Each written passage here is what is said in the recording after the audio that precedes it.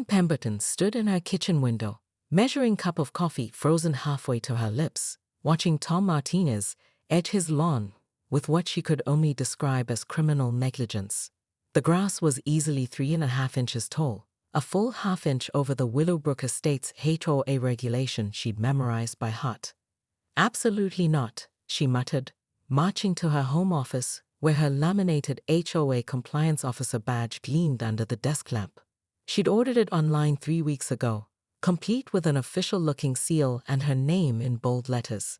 The $12.99 had been worth every penny for the authority it commanded.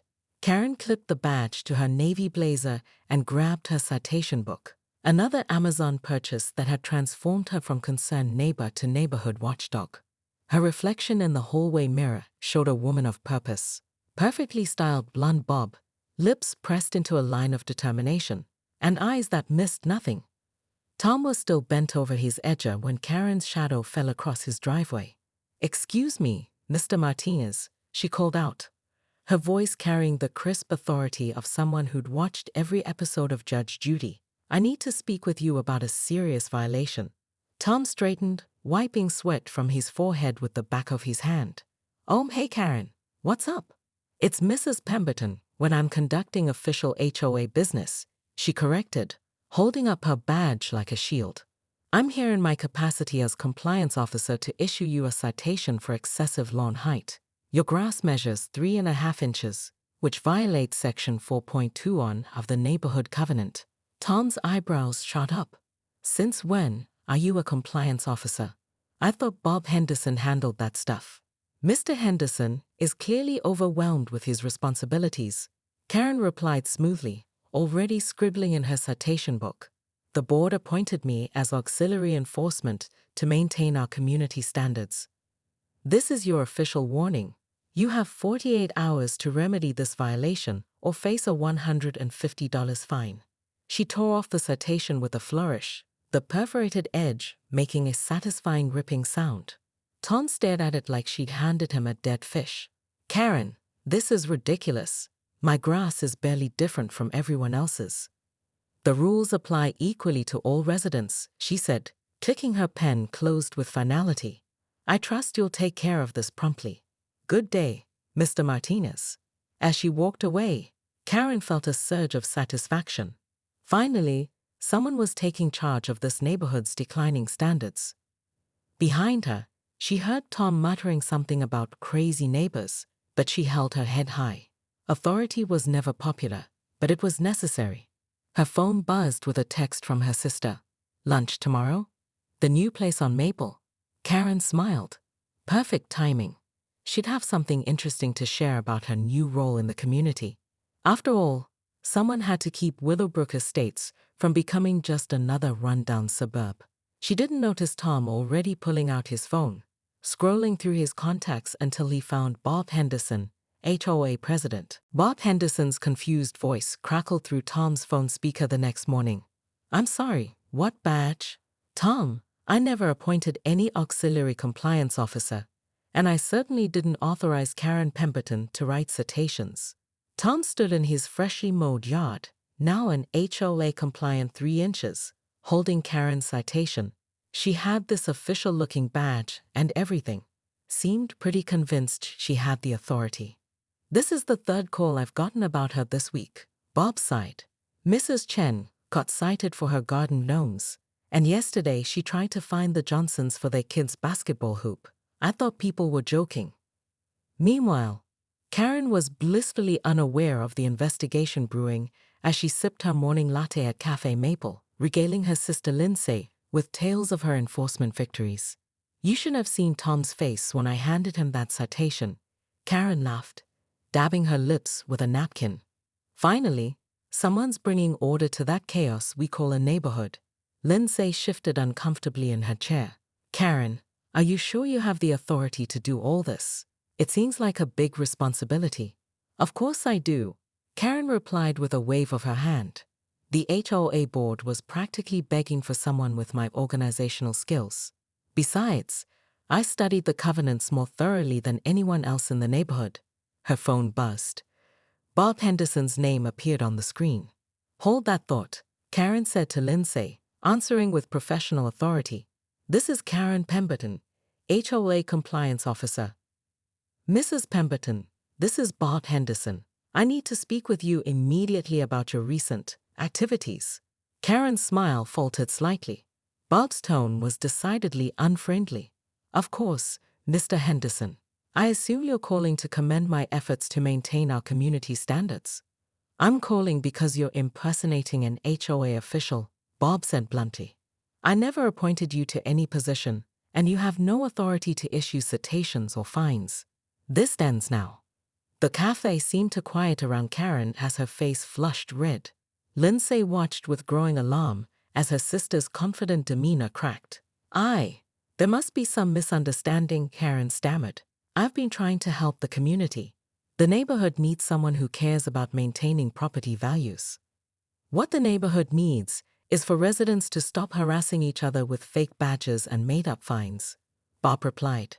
I'm calling an emergency board meeting for tonight at 7. You're required to attend, and you're bringing that badge. The line went dead. Karen stared at her phone, her hands trembling slightly. What's wrong? Lindsay asked gently. There's been a misunderstanding, Karen said, her voice barely above a whisper. But I can fix this. I just need to explain to the board how much good I've been doing. But even as she spoke, Karen felt the foundation of her newfound authority crumbling beneath her feet. The badge in her purse suddenly felt like a weight rather than a symbol of power. That evening, she would face the consequences of her actions, but something told her this was only the beginning of her troubles. The Willowbrook Estates Community Center had never felt smaller.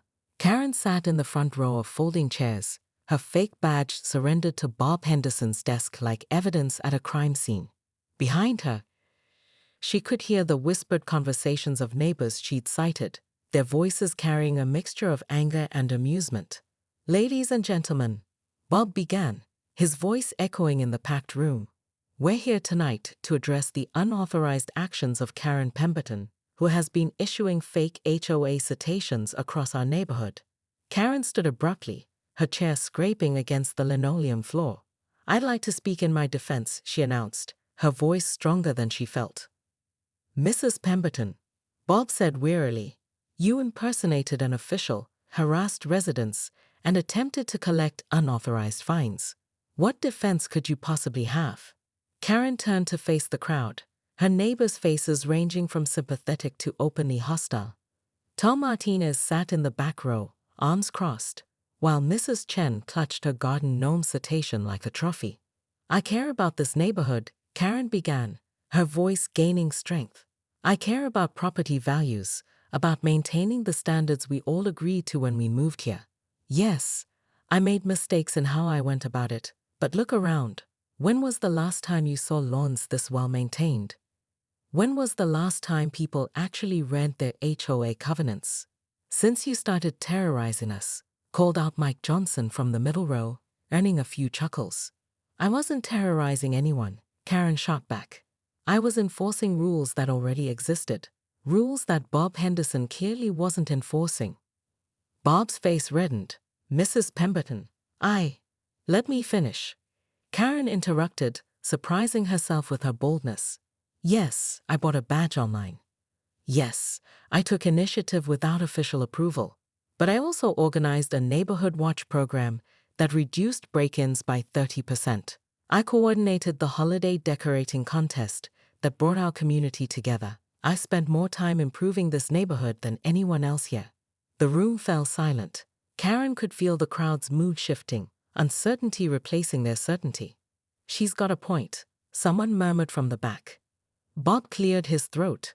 Mrs. Pemberton, while your enthusiasm for community improvement is noted, you can't simply appoint yourself to positions of authority. Then appoint me officially, Karen said, the words tumbling out before she could stop them. Make me the compliance officer. I know the covenants better than anyone. I care more than anyone, and clearly, I'm willing to do the work.